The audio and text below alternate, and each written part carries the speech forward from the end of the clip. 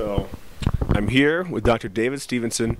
And Dr. Stevenson, could you kind of give a little bit of a background about what you work on and kind of fill in what you do to start with? Well, I'm a pediatrician and medical geneticist, and my primary interest has been in understanding the skeletal abnormalities of NF1. We've been working primarily on pseudarthrosis, but expanded that to understand some of the other abnormalities associated with the musculoskeletal system, including osteopenia and fracture rates and things like that. So we're trying to get a better understanding of how neurofibroma impacts bone cellular functions. And one of our ultimate goals over the past couple of years have been trying to develop a clinical trial to treat tibial pseudarthrosis primarily, although the scoliosis and the other skeletal findings are also morbid manifestations. But CTF's been very helpful trying to help bring together other researchers that are looking at bone abnormalities in NF1, and they've sponsored 2 previous meetings, and I think we're on our way in developing a clinical trial trying to improve fracture healing primarily in the tibia. Thank you very much.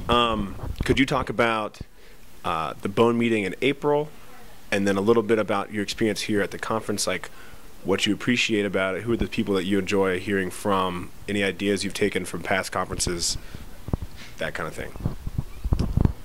Sure. So I started going to the CTF meetings when it was in Aspen, and actually that's when I was introduced to many of the researchers here, and we developed the collaborations in terms of trying to understand the bone abnormalities in NF1.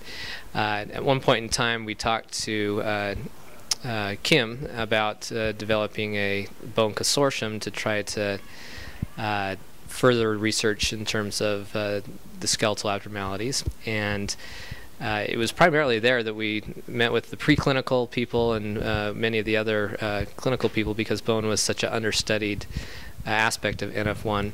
But I think it's changed significantly. There are now a number of mouse models that at least in part recapitulate the human phenotype.